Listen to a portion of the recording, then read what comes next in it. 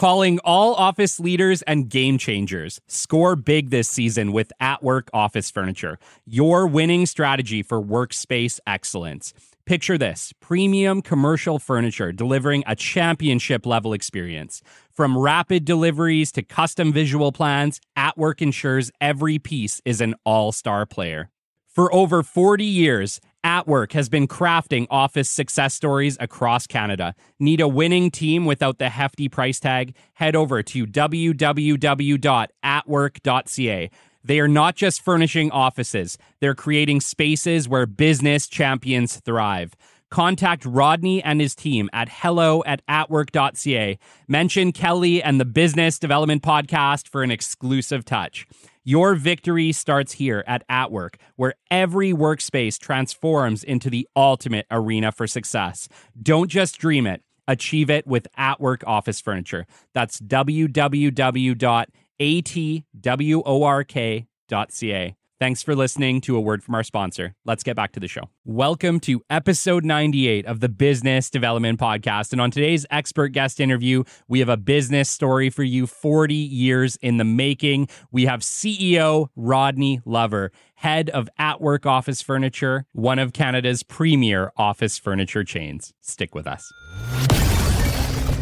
The great Mark Cuban once said, "Business happens over years and years. Value is measured in the total upside of a business relationship, not by how much you squeezed out in any one deal." And we couldn't agree more. This is the Business Development Podcast, based in Edmonton, Alberta, Canada, and broadcasting to the world. You'll get expert business development advice, tips and experiences, and you'll hear interviews with business owners, CEOs, and business development reps. You'll get actionable advice on how to grow business. Brought to you by Capital Business Development, capitalbd.ca. Let's do it. Welcome to the Business Development Podcast. And now your expert host, Kelly Kennedy. Hello, welcome to episode 98 of the Business Development Podcast. That absolutely blows my mind. I cannot believe we are just about to cross 100. We are so excited for that here at the Business Development Podcast. It's been a long time coming. Not many shows make it to 100, so it's kind of a huge deal. I did notice that there was a local show right here in Calgary that recently crossed their 100, and they got news coverage for it. So I'm like, come on, give us some news coverage for our 100 episodes. I'm super excited about it. Today, we have an absolutely amazing expert guest interview. He's a fan of the show, he's a sponsor of the show, and he is a friend of the Business Development Podcast. Today, we have Rodney Lover, CEO of atWork Office Furniture. Rodney is an accomplished professional with a diverse background in business and entrepreneurship.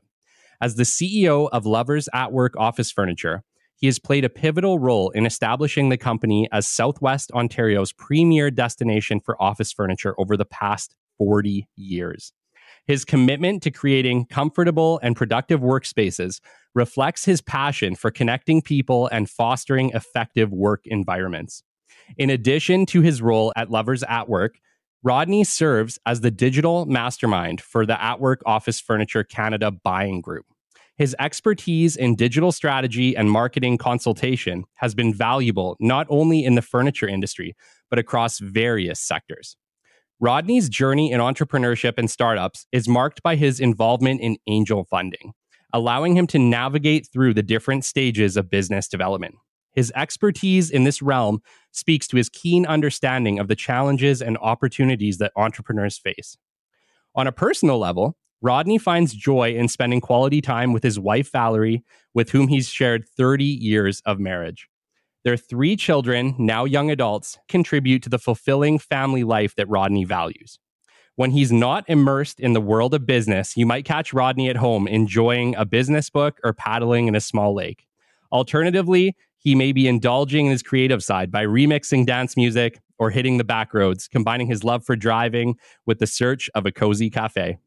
Rodney's multifaceted interests and experiences contribute to a well-rounded and dynamic professional and personal life. Rodney, it's an absolute pleasure to have you on the show.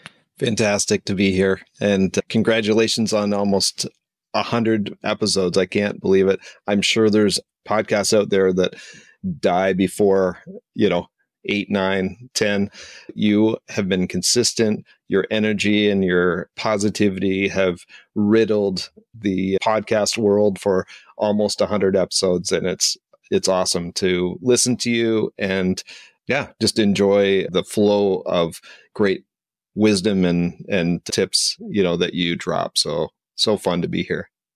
Oh, man. It's so great to have you. And, you've been a fan of the show for so long. We've been in contact, I think, now at this point for probably about 5 or 6 months back and forth. I think you reached out kind of initially, just wanted to start a conversation. And we had a video call, and that ended up leading to coaching services for atWork, and then eventually led to a sponsorship of the show, which, as you know, I appreciate immensely. Our show can no longer grow at the level it needs to grow to keep up with the big boys without that outside funding. So being able to do sponsorship advertising with atWork has been amazing. And I appreciate you and Hypervac and Maverick NDT for jumping on board and giving us that early support, because that's really the hardest support to get for any show. It's those initial people to jump on board and say, yeah, we believe in what you're doing. We believe in your cause and we want to support this. And, you put your money where your mouth is. And, you've helped out in so many ways with the Business Development Podcast. And I just want to say, you are a friend of the Business Development Podcast. I appreciate you immensely. And honestly, I've wanted to do this show for a while. You initially told me no. You remember that?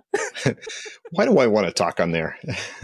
But it's exciting to just enjoy some time with you, Kelly. And as you mentioned, we did have a coaching session and with our sales team and it was great. You dropped some truths there and pushed us, into some uncomfortable corners, and it's only going to bring us more prosperity and excitement in the new year. So that's great. Awesome. You know what? And I totally feel you, and I get exactly what you're saying. As I've said, even with capital, we've been pushed into some incredibly uncomfortable corners over the past few months. There's been a lot of shakeups and change-ups in the ways that we do proposals, which is why we redid the proposal playbook from lessons that we learned. No pain, no gain. You know what? Exactly. That's it, right? Like sometimes it's those uncomfortable corners, which is where you have to be in order to push yourself to the stage that you're going or you need to go, right? I've never had an easy change. Let's just put it that way. But I've always had valuable change. And so I think sometimes we have to recognize that you don't evolve and grow in the easy times. You evolve and grow through the challenge. Absolutely. And as they say, you don't go somewhere different with the mindset that you have currently. You've got to change that mindset to take yourself to another place. And that's the whole reason why I started listening. We were, our world has changed, our industry has changed. And so I've evolved my role and in turn want to go to a different place in my understanding of business development. And yet I find it so funny because I look at you, Rodney. I look at your background. The reality is it's like you have a background so much further in sales and marketing than myself. You've been through the gamut. You grew up in a business. Like the reality is I should be learning from you. And so I think it's so funny when I look at people like yourself and Colin Harms, who's also a supporter of the show, a funder of the show, a sponsor, but also a fan. And you guys have something that I don't see that often. And it's just this willingness to be open to new ideas. And I think you see so many business owners who they've been in it for 20, 30 years. They know everything. They don't need any extra help. They don't need an outside opinion. What is it about you that opened that up for you? There's a lot of people in your position, Rodney, that would say, I know it all. I don't need to listen to this punk kid. But why did you get on board with the Business Development Podcast? Is that just who you are as a person? Or like, how do you essentially handle that where instead of getting stuck in your head, where it's like, I know everything I need to know, I'll figure it out on my own? I think really the roots of that are passed down from my dad. He was always very open to learn. When we made mistakes, it was like, okay, we didn't go to university for this. We can try and fail and try again. So I think that being interested in learning new things every day and being humble enough to say, I don't know everything, is a great position and a fun position to grow and continue to grow until we're dead. Right. So agreed. And in my opinion, you know, I mean, I come on here as a business development expert, but the reality is I am well aware I was only an expert until yesterday.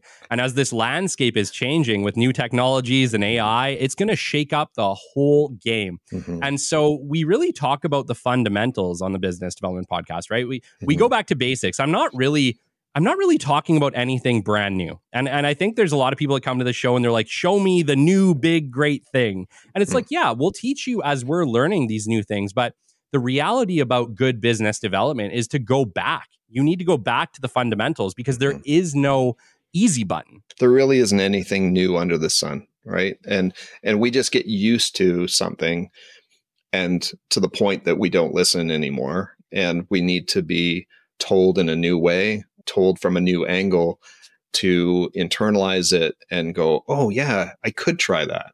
So, you know, we can learn from every age. You know, we learn from our kids saying something off the wall or asking an off the wall question. So yeah, I don't profess to know everything, and I'll never know everything, but it's great learning from all kinds of people. Agreed. And I would argue that I learn just as much from each and every one of my guests as I've ever taught anybody. Like, the reality is, as an entrepreneur, as a business owner myself, I find these conversations so valuable because you have, you know, decades that I have years, right? And it's like, I can learn just as much from each and every one of these interviews as any of you guys can learn too, which is why I think I've been successful in this space, because I genuinely am immensely and intensely curious about entrepreneurship, business ownership. What are the better ways to do things? What are the hard lessons learned so that I don't have to learn them the hard way? Mm-hmm. Right? I had a boss growing up, and I spent a lot of time in this organization, and I worked directly under him.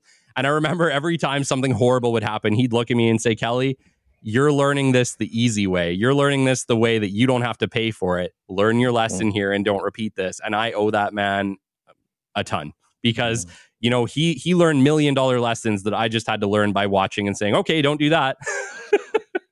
Rodney, I want you to take us into your history. Man, 40 years at atWork.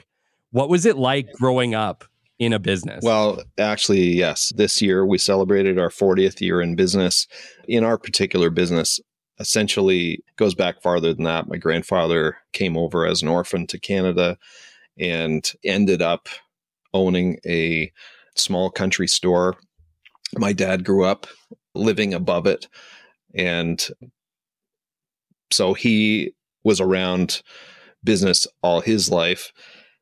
And so was I. When I came to lucid thought, somewhere around 7 or 8, I was working in the business, working at the cash. And we had a small chain similar to, I always describe it, if you think of Shoppers Drug Mart or a drug store that was almost a miniature department store, but we didn't have prescriptions. We had electronics, and we had many of them around the Tillsonburg, Ontario area.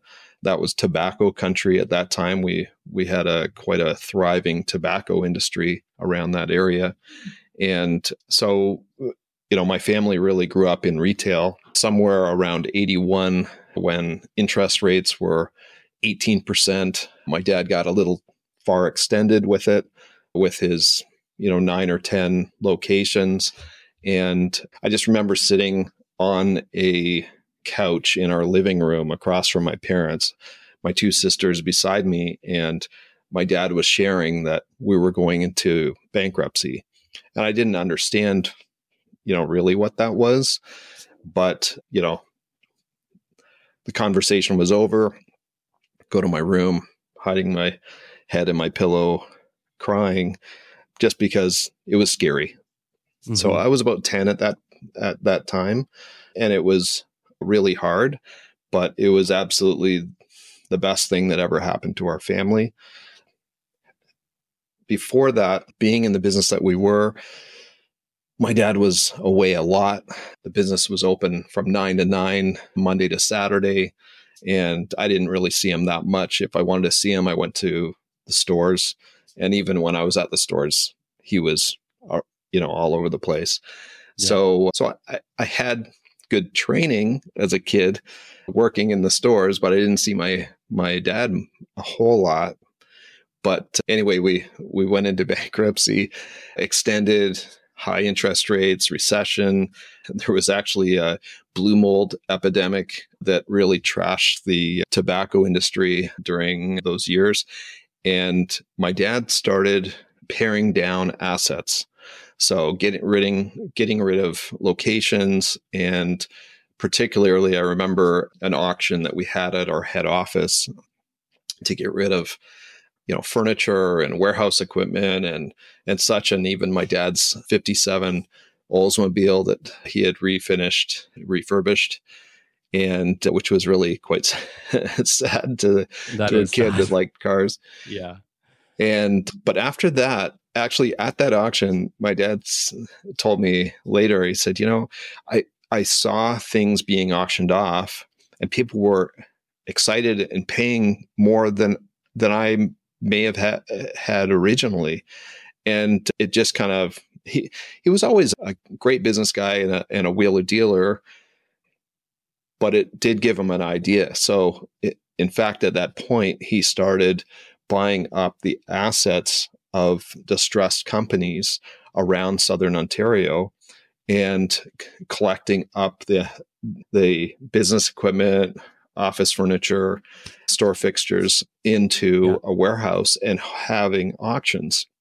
And that was starting to refeed, not only the family, but, like his pocketbook. When he handed in the keys to his small chain, I think he had $35 in his pocket and didn't really know if he was going to have a car or a house.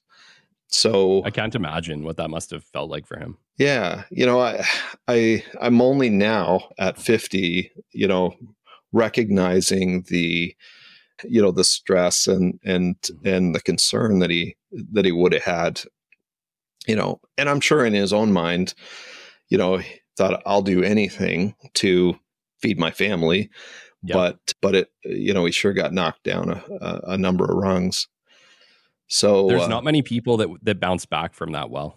I had that conversation with Colin Christians actually, and he went through a pretty similar thing, and he said it was incredibly humbling, and it really did get to the point where it allowed him to kind of see where his values really were. I think a lot of business owners, we can get pretty tied up in our organizations and in the day-to-day grind of it all, but at the end of the day, it's really about our families, isn't it? Yeah. And my grandfather was alive at that time.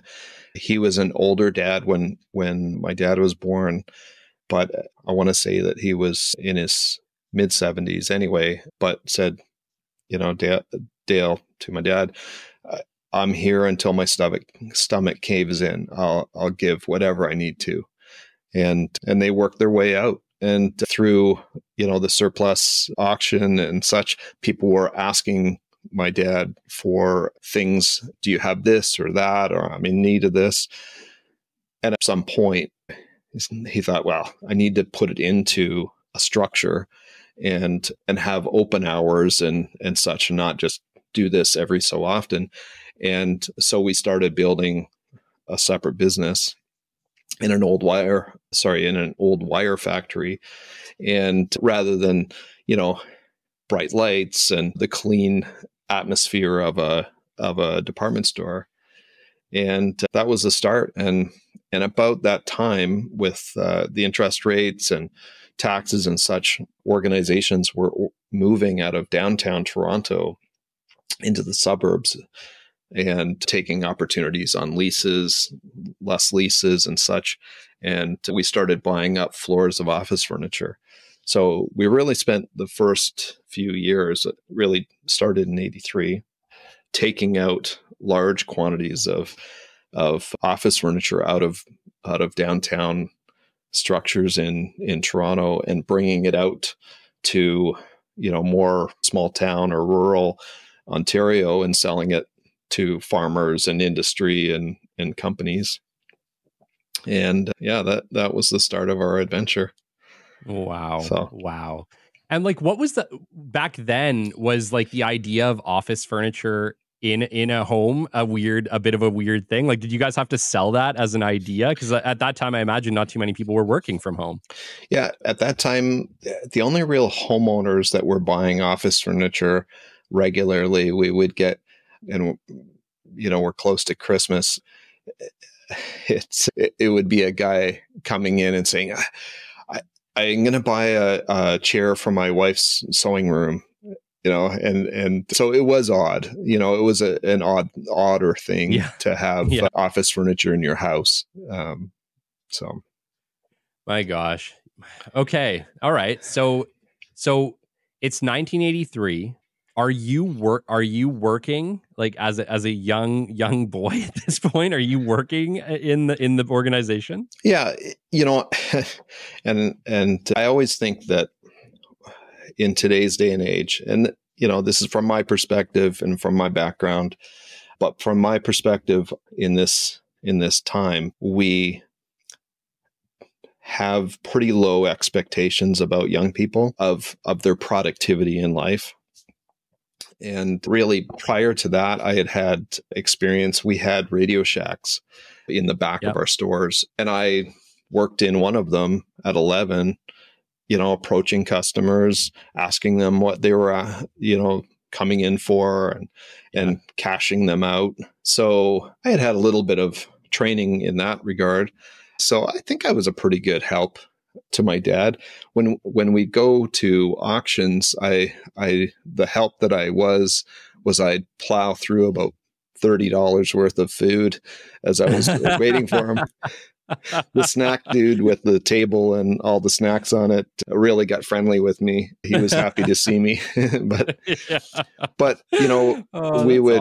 we'd pop back with trucks, or we'd fill our car as we, at the end of the day. And then eventually, as we had an open store, work in that. And I can remember, it might have been a year later when on a Saturday morning, we were open from 9 till 12. And often it was just my dad and I on Saturday. And he popped up the street to go see a friend. And I was in there alone for an hour, and we weren't that busy. But I think that day I was so frustrated because the two gentlemen that came in the door, and I'm alone in this, 12,000 square foot warehouse and retail spot. They both had questions I couldn't answer. I could answer so much. I just couldn't answer those two questions. I'm like, my dad will be right back. Yeah. So, anyway, yeah, I did, weekends, holidays and such, I spent with my dad or around the business. One of the questions that I had was, I see it a lot where people grow up in a business, they work with their dad. My dad had a business as well. It was really just him. He did mechanical maintenance. And so he worked for like an organization, had his own organization for years. And I remember just like you being a kid and being taken to work with my dad because he had nowhere to take me or nowhere to leave me. So I just came with him, and I'd be working in, same thing, like 50,000 square foot warehouses, just hanging out, and we'd bring rollerblades and rollerblade around or whatever else. But just to keep us like entertained, right? But I grew up watching my dad, and he taught me so much. But what I realized about spending all that time with my father was that was not what I wanted to do for a job long term. And I did kind of wonder, like, growing up in an organization, did you ever feel the same way where you're like, hey, this is dad's journey. I don't know if this is really the one that I want to take up. Did that ever happen to you? I can't say that. We had different facets to it. There was sales, there was delivery and the logistics part of it. There was office work to be done. So it wasn't quite one thing. Not that I never had any other desire. At one point, I thought I might go into radio. Yep. I had a face for radio. So I actually did spend some time as a teenager working at a radio station and realized that the lid, the maybe the compensation lid was a little lower than I hoped. But yeah, and I ended up in the US for school, thought that I might get a position with a large US company. But at the time that I thought that, I always thought I would come back because I enjoyed working with my dad and all of our team. And I think by 90, we might have been 20 of us. Wow. And I had family around the business, other family around the business. And yeah, I did enjoy it. Certainly, I understand, Kelly, that not everybody, is attracted to what their parents do, but everybody's got to find their niche, right? Yeah. I respect my father immensely. I love the effort that he put in order to put food on the table for us. I think I just recognized that wasn't me. That wasn't going to be me.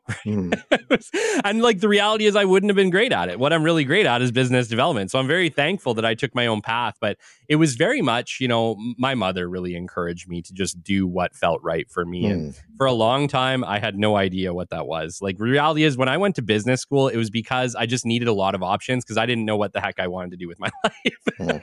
So it really was. I talk about it on the show all the time that business development really chooses you. It's not a career that anybody goes to school and they can't wait to be in business development. Most people, and I would argue most people don't even know what it is until they are actively working in an organization and someone says, hey, do you want to do business development? Or you'd be great at business development. Why don't you take a look at that? And I remember being told that I was going to be put into head of business development for a company and having to Google it because I'd never even heard the term before. And I'd already been through business school at this point. So it is funny sometimes how the path of life kind of shows up. But, me and you have had this conversation. I've had this conversation with Colin and lots of people that I couldn't imagine not doing it. Like, the reality is there could be a time when I don't need to do business development anymore, but I don't think there's ever going to be a time that I don't want to do business development, which is why this show makes a lot of sense and which is why, my organization is strictly focused on business development. It's really what I love and what I enjoy and where my passion is. But yeah, I kid you not, I had no idea even what business development was until about, 2011, 2012. And there was some Googling and I figured it out and here we are. You take the opportunities as they come to you, and not that they can't change over time. Obviously, people have kind of a solid part of their nature, but, I took to the sales side of the business, but really didn't think about the marketing side until I was back from university. And really I spent most of the 90s thinking that I was going to be like my dad. And there was a time that came to a head, and I had to admit to myself that I wasn't the same person. And I kind of understood that, but even my dad said, I'm realizing you're not me, and you've got, not that we didn't realize that each of us had different talents, but I think at the time that we were having that conversation prior to that, he was thinking, this is how my son's going to be. He will do things the way I have done them, maybe with some new, little flavors, but he will, work the business the same. And really we were having that conversation when we figured out that wasn't the way it was going to be. And, and I needed different people in my life to make it a success. Yeah. And one of the things that I wanted to talk about, obviously, is that you were in business long before the internet, and the internet changed everything, right? Your dad couldn't have seen that coming, right? And just like right now, there's things that me and you can't see coming in our organizations the way that they operate today that are going to completely flip everything we do on their heads, and our sons are going to have to figure that one out, right? Absolutely. Yes. But it's crazy because it's like you can only plan for what you understand. And we live in a time now that every 20 years, what we understand is flipped completely on its head. Yes. Tell me a little bit about what it was like, taking atWork from a brick and mortar to an online stage. Yeah, I imagine you spearheaded that whole thing. What was that like for you? Yeah, I got out of university in the early 90s. I have a friend that is considered an internet trademark expert, and both of us got into the marketplace about the same time. And I say that about him because really in the early 90s, it was the thing that all the older people in business give it to the young kid. It just wasn't fully understood. It was new technology. The kids understand this. And mental note, when things are being given to the young kids to understand, like 10 years ago or more, kids helping their parents with their iPhones, it very well might be a big deal, So really, when I came into the business after being away, I was kind of taking over the marketing and had some different ideas and learning what was working at the time, and the internet was starting to be a thing. So, okay, let's make a website, and so it's been over time, understanding, okay, this is what we can do. This is what is actual return on investment in this new technology. And so over time, we've certainly taken advantage of it. I was an early Google user. I really thought it was, the better search tool when it came out, and they were a little bit fun and simple. And so lots of people thought, what is this silly tool? It's got a silly name. But when they flipped on their paid advertising, it was like, wow, this is, I can really see where this is going to go. And so that was my solid, understanding that it was going to be a tool that we could really use. So, yeah. I love that you took us into Google, because you actually sent me a list not that long ago and said, Kelly, do you know much about SEO? And I'm like, nah, it's not really my background. You sent me a whole list of, here's some terms you should use for your future shows, because they're all in the business development orientation. And I was like, dude, that's amazing. And then we started talking. You're like, yeah, like I've been dealing with this for like 20 years. And so I was like, okay, well, why don't we talk a little bit about SEO? Because I think this is something that a lot of business owners, unless they are relevant with it or have used it for any period of time, know very little about. Do you want to maybe give us like a little 101 on SEO? Sure. And so we're talking about search engine optimization is SEO. Primarily, I spent my time with SEM, which is search engine marketing, which is the paid side. And part of the reason for that is, as someone that had bought media for 10 years prior to that, I wanted to see results. And when you're, even in the early days, when you were trying to game Google and get into the search terms, it could be weeks, it could be months before you showed up. And I know that's an industry and an expertise, probably even more respected now than it has ever been. There have been shysters in that, realm, people that maybe not are totally on the up and up. But to tell you the truth, trying to show up in the search terms can be a little bit of a weight. And I didn't like trying to help other people do that and not be able to show them results. So paid was in a way that, within hours you could have your ads on search. So that was kind of my focus. When you're in that space, tell me a little bit about what the learning curve was like for you. Obviously, you're trying to figure out terms that people are going to search. that represent your organization, so that when people search those terms, it's atWork that pops up, right? What is that process like? How do you go about determining what the best terms might be? Well, Google at the beginning had an open sandbox, so you could actually go in and and essentially see lists of related searches to a term. And to me, that was awesome, because people don't always use the terms that you wish they would for your industry or what your industry considers normal. They ask for one thing and they really meant this thing that has another name. So I really liked that. Google's always been very strong in their data delivery. So they've got, keyword tools that you can put in a term, and then in turn it shows you all the related search terms that people use. And that's essentially what I sent you. And you can use it in all kinds of ways, whether it's figuring out what people are actually wanting in your industry, searching for what itch isn't getting scratched. Okay. And I think, start using it to understand the mindset of your buyers is the value.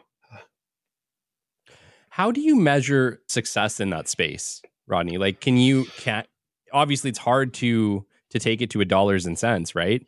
In that particular case, are you determining value based on where you're placing with each search? Or how do you determine whether or not you're getting the best value out of that or not? So I took over our marketing when I was in my 20s, and my dad is shrewd, and although like joyful, cheerful, friendly, he also asks, each dollar where it's going and when it's coming back, So I had that training. And when I got into Google marketing, and of course, okay, you're spending this, how am I getting it back? Now, at the time, they were going up against traditional marketing. So newspaper ads, which are very hard to track unless you're putting a coupon in, which we didn't do. Yellow page ads, which, you could certainly track phone calls in. Maybe you put a different phone number so you could kind of see how many calls were coming from it. But, the theory of the online was that they could track right from click to sale if you had an online store. Now, it took us a number of years to get a real serious online store that we could essentially track that. But that is the beauty of online marketing, that if it's a fully online trail from discovery, click to checkout, that you can see the return on investment. Amazing. Yeah. And for me, like, metrics is everything, right? I talk about it on the show all the time. Like, if you're not tracking your metrics, how do you know where the heck you're going, whether you're performing or not, right? And so I talk a lot, even to my business development specialist, where I'm just saying, like, look, just track your weekly results, because it all is data. Like, we've gotten to the point with capital now where we can look at a client and we can say, okay, based on the data that we have, we can guarantee this number of results with this amount of effort. We'll aim for whatever you want, but we know for a fact we can hit this because statistics say we will. But you won't have that information unless you start to track the statistics. And I know that you are also very shrewd about tracking statistics. And there's a reason, because if you do not do that, it's almost impossible to know if you're getting a good value for your money. Absolutely. Yeah. Yeah. Tracking and feedback. The feedback loop is so amazing. They say compound interest is, the eighth wonder of the world or whatever. Yeah. But the whole reason why it is valuable is because there's a loop. And so with feedback, you can make adjustment. And like, I've even done it in my personal life. Something that was a real game changer for me was journaling, and not just journaling to get it out, but being able to look back and saying, okay, this was my mindset. This was my question. This was my feeling, down or up or whatever. And being able to look back and say, okay, why? And so what do you do with it? I've got so many calendar reminders now, even just, hey, book a vacation because, at this time of year, because, I recognize that the end of September is always kind of a down for me.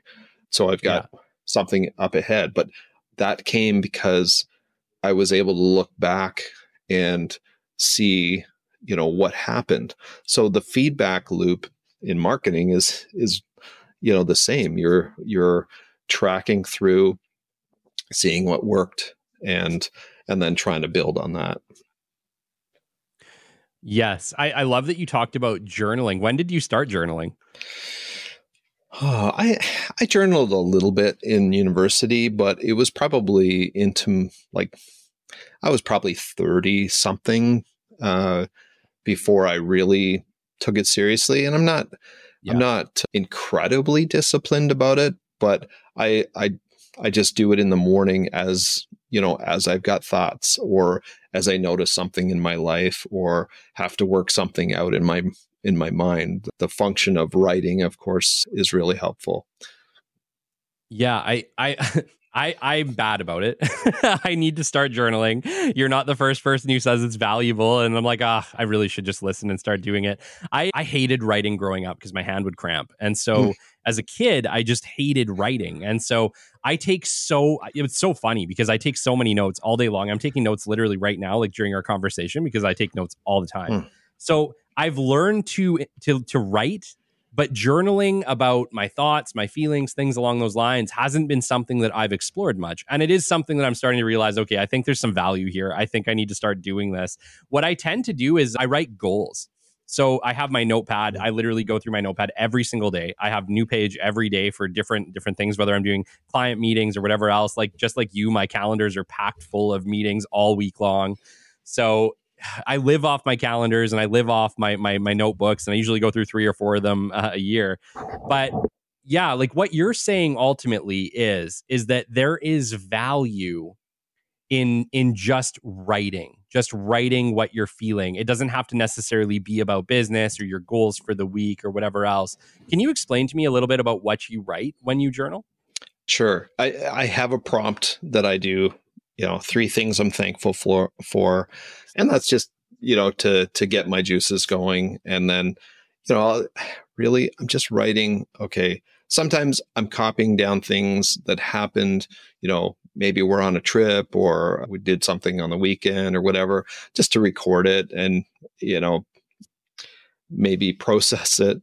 But then, there's, interests in housing market, economics, just passions that I have that, I'll write down a thought and kind of work through it. Yeah. You talked about goals and, you hear goal setting and such, and it's like, how do I even enter that space to attack it? And one way I have, and I thought I'd just share, is something that's really great is Zig Ziglar's Wheel of Life.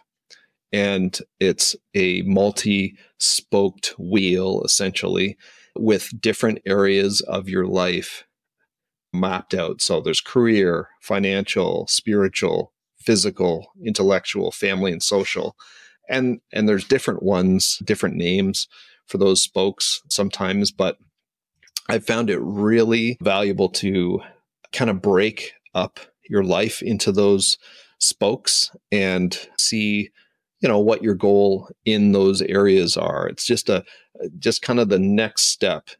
Sometimes when you're given such a large task, it's hard to imagine or even, get your head around where to start. But that's a great place to start, is the Wheel of Life. You run a pretty massive corporation. And I envy what you're saying, and I completely understand. Like, absolutely, we need more free time to have fun and do things. But like, I think most of us, and I know I struggle with this, I'm so busy, Rodney. I'm so busy. And it's not like just busy. It's just I have lots of obligation, whether it be, to the podcast or to my organization and my business, and then to my family. I think that I really struggle to make time for fun. or just for planning something enjoyable, because it just all feels like I feel sometimes like if I'm having fun, I'm taking time from something that I should be, I shouldn't be doing that. Right. As a kid, I loved playing video games. Now I look at video games, I'm like, that just wasted time. I can't do that. I need to do my business, or I need to plan the next show, or I need to reach out to the next guests for the show, and I need to find the new sponsors, or I need to find some new clients for capital, or keep Cole busy, right? Like I think I can start to get very overwhelmed. And I know I'm not alone in this as a business owner. I think you can really get, you got a 2-track mind. You either got the business or you got your family. Everything else is on the sidelines. It sounds to me like you've really found a way to balance that out. At what point were you able to do that? Because I'm sure that was a learned experience. Yeah. I'd say I didn't know how much time I had before we had our 3 kids, and, didn't know what I didn't know. And as our kids have gotten more and more self-sufficient as they've gotten older, I would say it's almost like a melting of the ice, or, the clearing of the fog. So I won't profess that I did it with young kids, but it has been a number of years now, certainly. And, I'm still learning. Certainly over the last few years, as we've had, through COVID, we were, sometimes daily trying to understand how the world worked. The last few years have been busy and intense. And my wife and I were talking a few weeks ago, and it's like, why can't we seem to plan farther ahead for our vacations? And I grew up, with parents that didn't really talk about far off vacation planning. It was, when my dad was available, it was kind of ambiguous, and then all of a sudden we were going. So here I am. I would say a self-professed planning nerd that can't plan, farther ahead. And I finally thought to myself, why am I not putting this on a spreadsheet?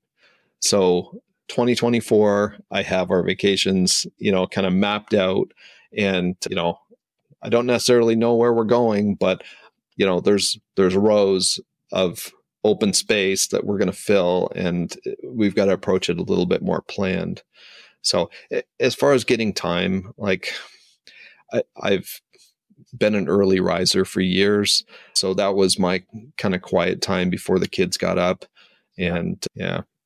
Yeah, it's so funny. I'm totally with you. I look back to, my time before I was a business owner, before the podcast, before any of this. And it's like, my gosh, like how much time was available. And I didn't plan my time. And now it's so funny. It's like, I'm totally with you. It's like, where can I rob 2 more hours? Can I rob a couple hours from the morning from my sleep? But it's like, it's crazy how fast you start to recognize, especially when you have responsibility and a business and other things going on in a family that you want to spend time with, how fast it's like, okay, now we really need to get scheduled with our time. We really need to be deliberate about our time usage, because that's the one resource that we have a very finite amount of. Yeah. John Maxwell actually was a good encouragement. He's a leadership writer, great leadership mind and trainer. But he always talked about having planning time in between the holidays of Christmas and New Year's. He would plan the next year. And I took that to heart. It tends to be a quieter week of days. And that's been a really good thing for me. So I usually take, half a day of hours, and that's my planning time for the coming year. Yeah.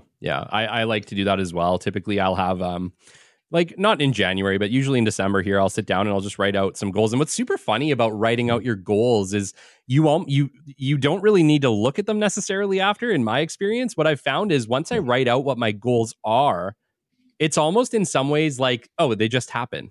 Like it's a very, writing out goals is a very weird thing. And there's something magical that happens when you write out your goals over the course of a year.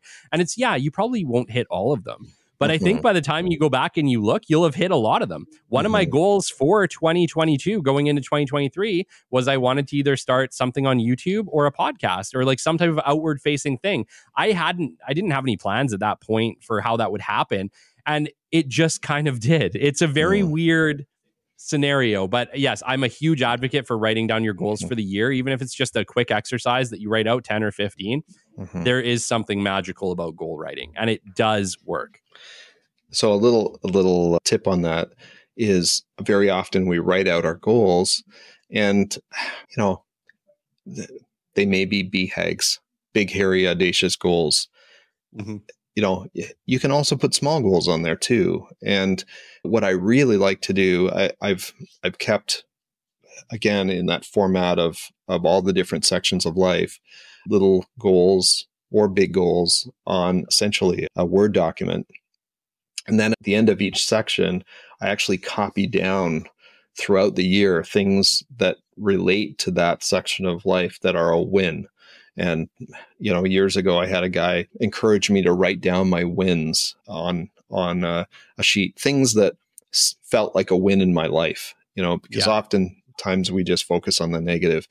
But again, writing down kind of the wins in those different areas throughout the year was really positive, because I could look back at the end of the year and say, okay, I may not have hit my goal, but look at all the great things that happened, throughout the year in that area.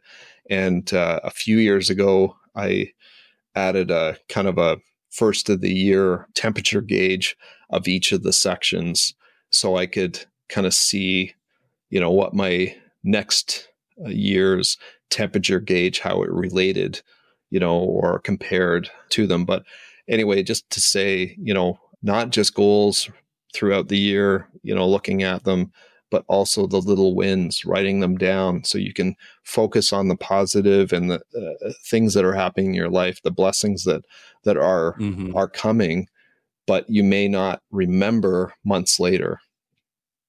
Yes.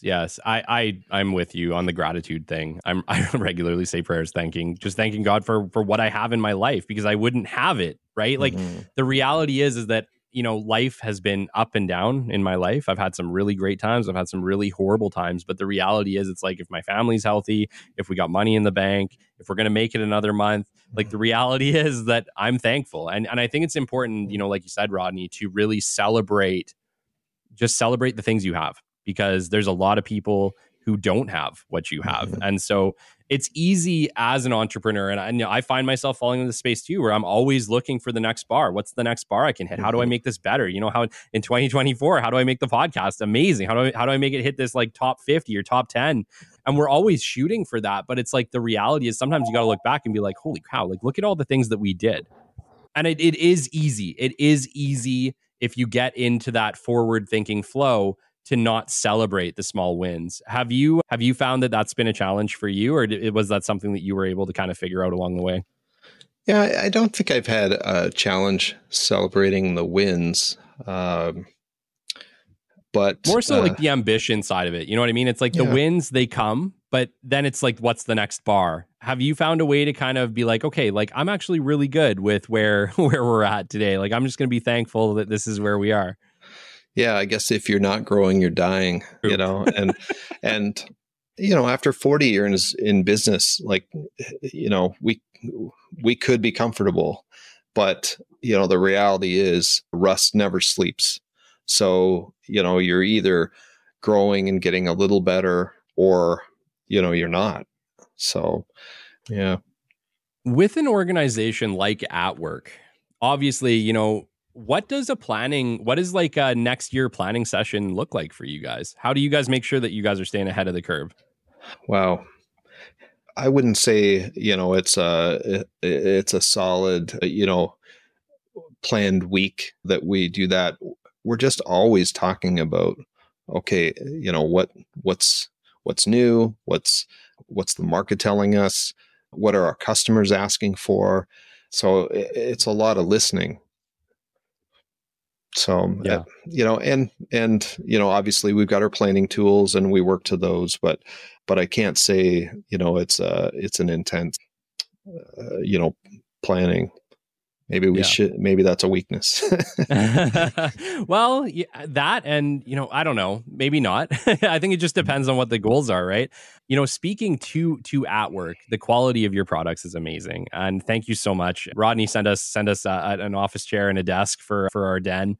It's been absolutely amazing. It's a shared workspace now for me and Shelby. We absolutely love it, and incredibly high quality, incredibly well done. And the care of the atWork team was great. And I'm not just saying that because you sent me a desk. I'm saying that because it truly was great. We really have some awesome manufacturers that we work with.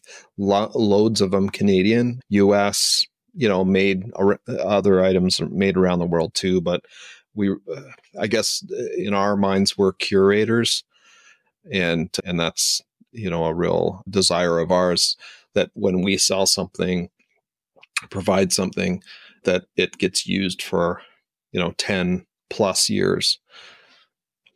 Yeah, no, and incredibly high quality and beautiful. It really makes our den pop. Nice. And I wanted to speak a little bit to that, because we are talking to a lot of business owners who are working from home, who may be just working from their kitchen table, or who may, like, the reality is that I've worked from wherever I could work for the most part, most of my life. That before we had the desk that you sent us, we had just like essentially an old file cabinet style desk that we picked up at a, I think Shelby, she loves thrifting. So Shelby will come back and be like, hey, I bought this thing. And it's like, I think we're just using a thrifting desk, which was awesome, but did the job. But what I can say is the quality of the furniture that you work in on a day-to-day basis is important, and you don't realize it until you get something nice to work in.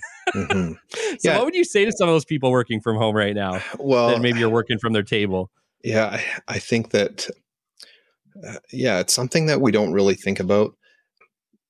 But when you go into a new apartment or buy a new home, how do you interact with that space? A lot of your interaction is actually using the furniture that's in the rooms. And so furniture is really important.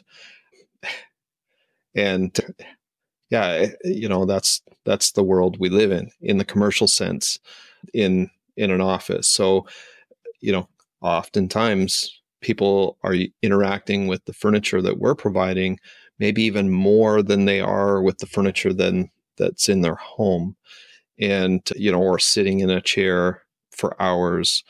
And so it is important support, important to feel good in it, and we believe certainly that the style makes a feeling, and in turn your office looking modern, looking good, feeling comfortable, has an effect on your productivity. Yes, 100%. And actually, one of the things that I would speak to in that front would be, before the days of working from home, we went to work and we worked at our offices. And most of our offices were outfitted with office desks and chairs and everything else, right? And so we have this weird thing as humans where when we get into a space that we recognize is used for a purpose, we can switch into a mindset where we turn on. We're able to work better underneath that scenario. And I think when everyone went to work from home, and I'm first person to say I struggled working from home. It took me months, and I hate to admit that. It took me months to get to a point where I had a space where I could associate as work in my own home and still turn on the way that I could turn on at an office. And I think that having nice office furniture in a space in your home that you designate for work has the same effect. It allows you to sit down, turn on, and your productivity goes through the roof. Mm-hmm.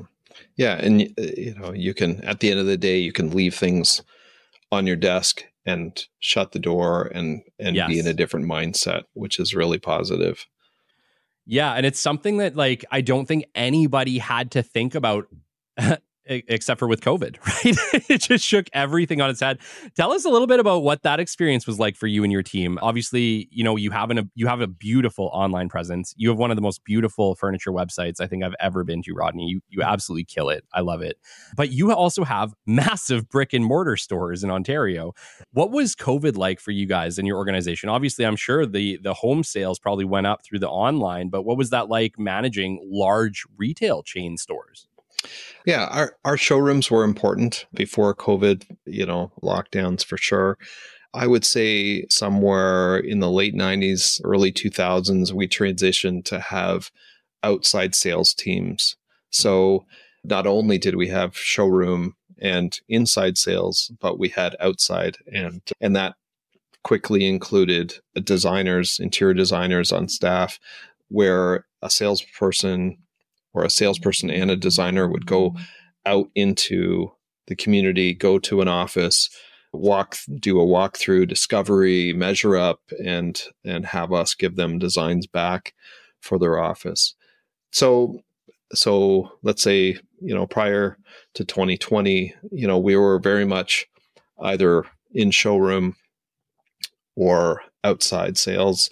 Certainly we did a lot by email, by phone, all of that. But sometime in January of 2020, I was starting to read about, this weird thing happening in China. And my dad and I have been stock investors, and I've had Starbucks stock. So one of the things that I was reading is that Starbucks was closing down all their locations. I'm like, for a period of time to avoid this situation. And I was like, wow, that is going to affect us. So we really started talking about it intensely. I'm sure lots of other people did as well in January, February. And so March hits. And to tell you the truth, for the first 2 weeks, I was at home while there was people here in our showroom answering phones and such. But the reason why I was home is because my middle daughter was in Australia and just got home before the plane stopped. And because we came in contact with an internationally traveling person, had to stay home. But anyway, thankfully, in the past years, I had installed chat on our website.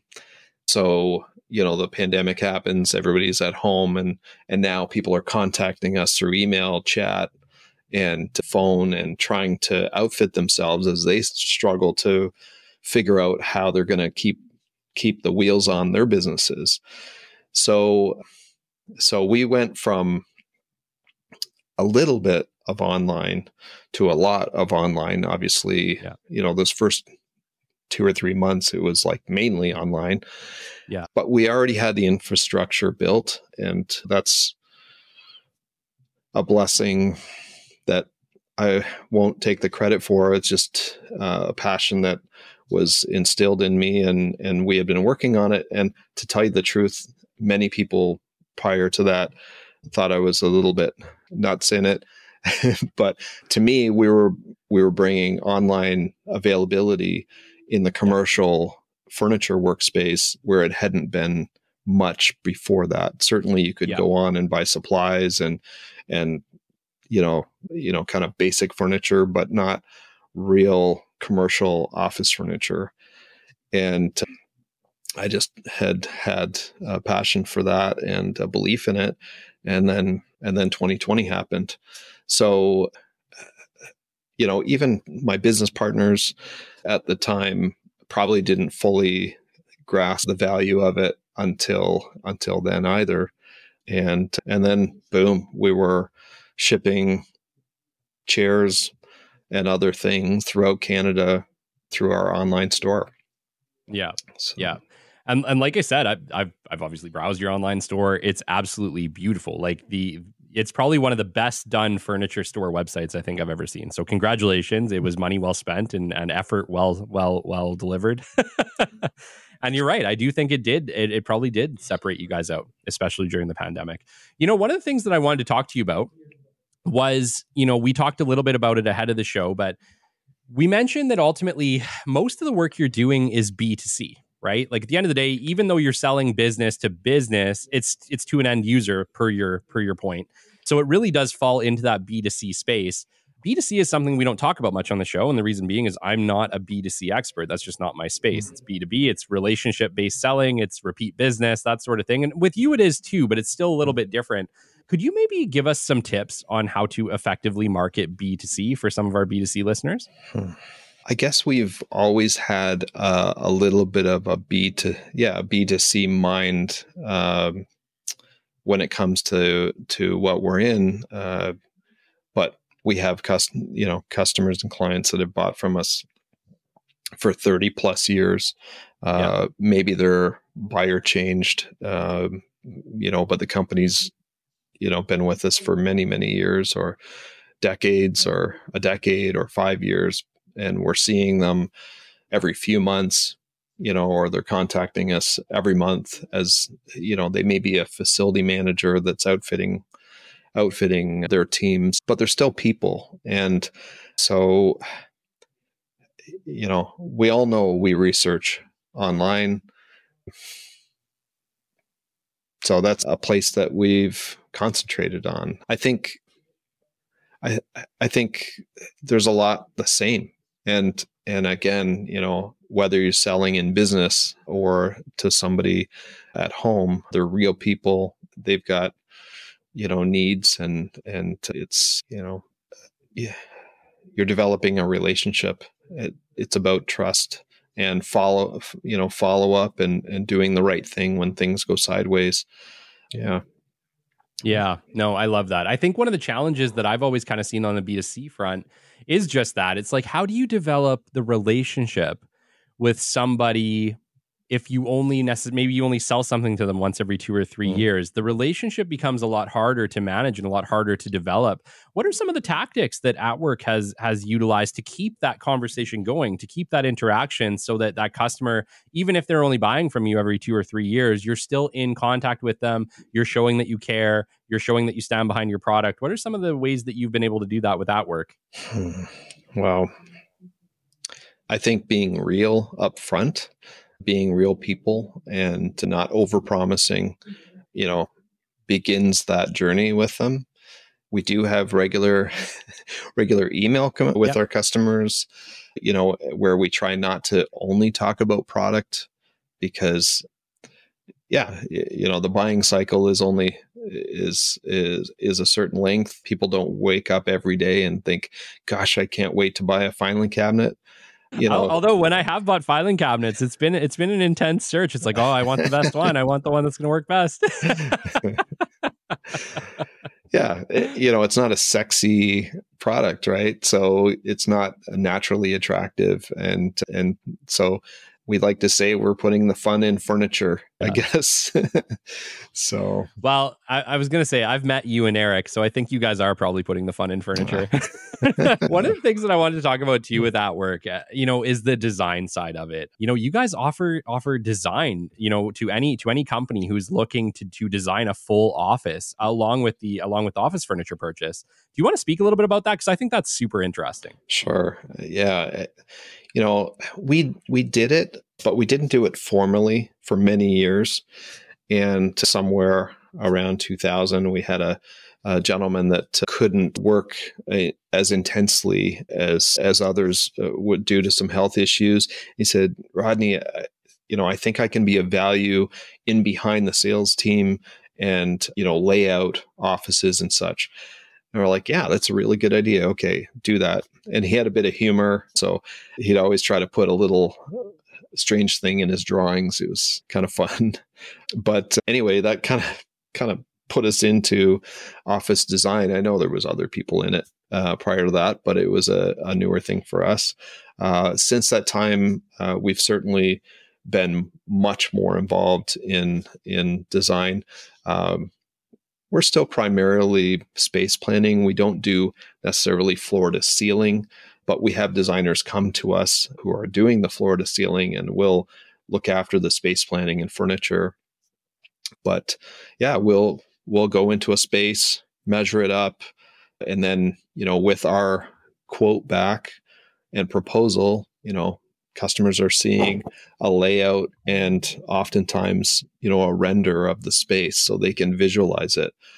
People are visual. So, being able to give them that, really makes it tangible before they're going to invest all those dollars.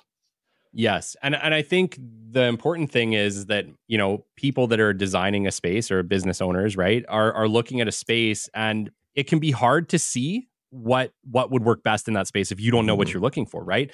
Like in a situation like that, the reason I see this so valuable, Rodney, is that they could come to you and say, in this space, we're going to use it for X purpose, and we're probably going to seat X number of people. What is the most efficient use of this space? And an expert like you can come in and say, hey, we can show you how to fit everything you want to fit in here. This is the best use of the space. Here's the equipment we would recommend. Oh, by the way, not only that, we'll install it for you.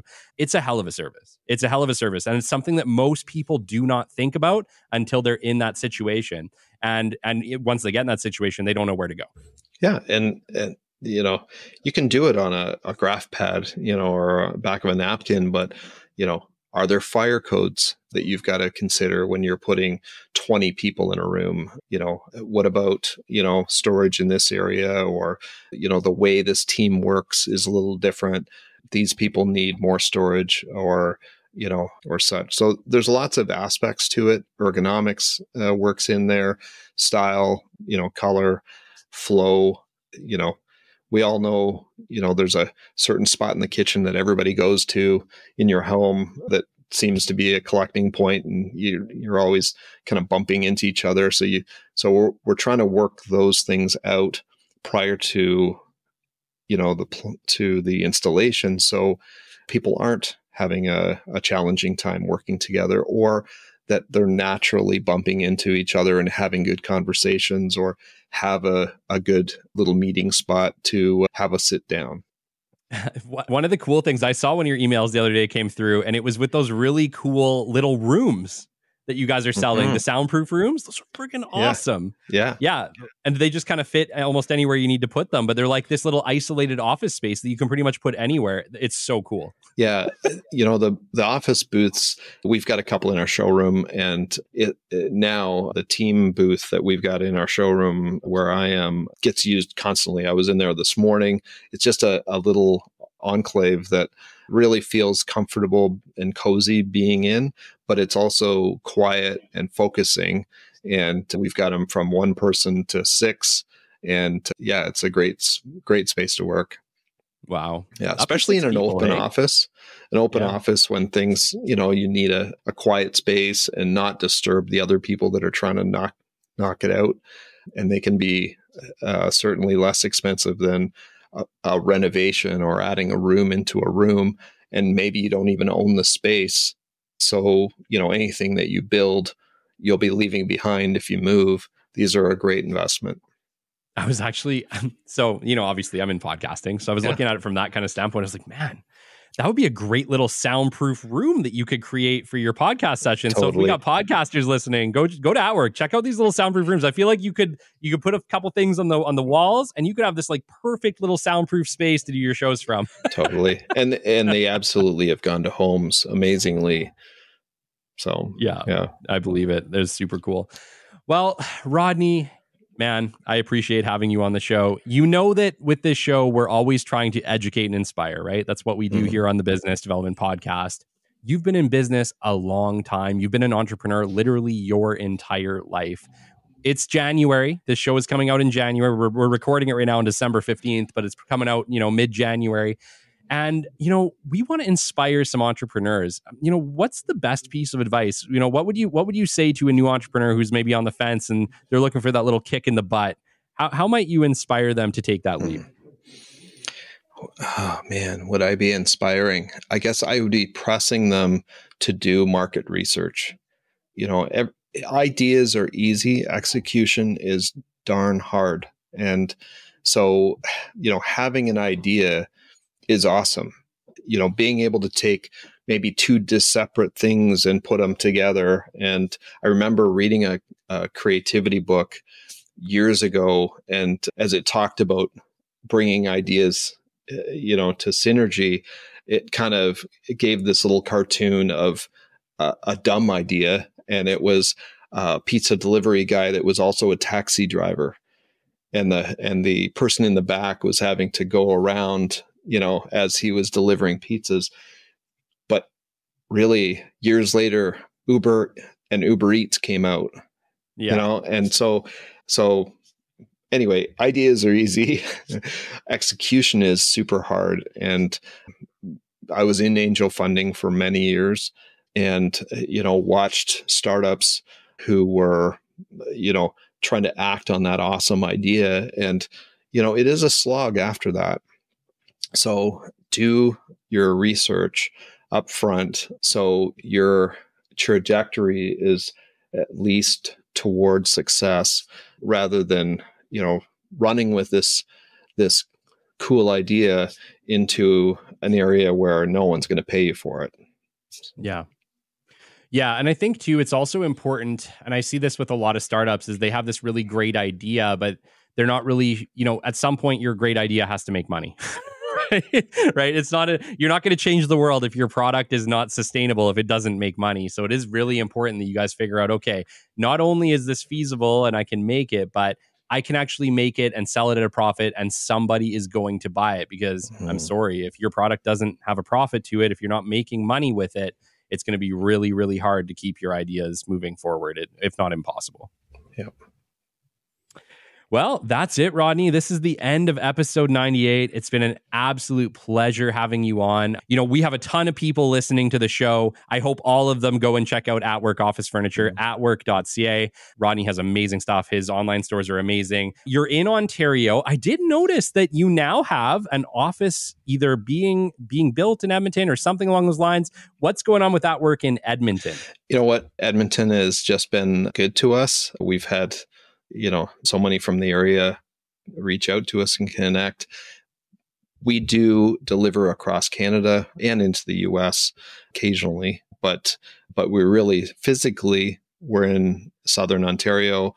We have install partners across the country in Canada and really deliver, install right from Vancouver to Halifax. Right now, we've got some things going up to Yellowknife, but Edmonton, I know there was a reception desk ordered yesterday from Edmonton. So there's good people everywhere.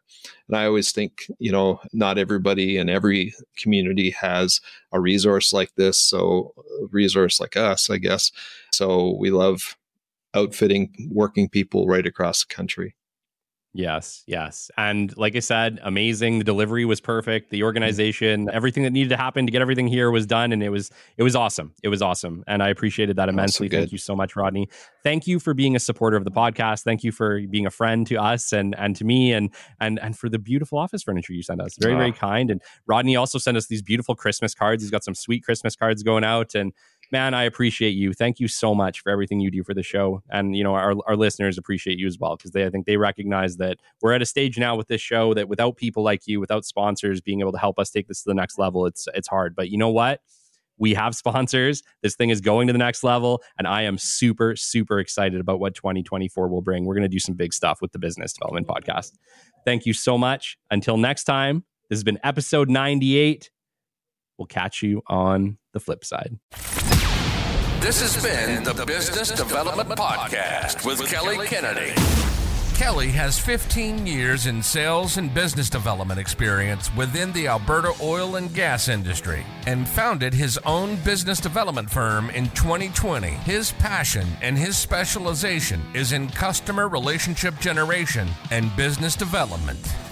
The show is brought to you by Capital Business Development, your business development specialists. For more, we invite you to the website at www.capitalbd.ca. See you next time on the Business Development Podcast. Hello, fellow trailblazers. Kelly Kennedy here. In 10 short months, we've smashed through the 100,000 downloads, and the momentum is unstoppable. With an astounding 2,000 to 3,000 downloads on average every single week. We're not just a podcast, we're a phenomenon, and we want your brand to be front and center in our success story.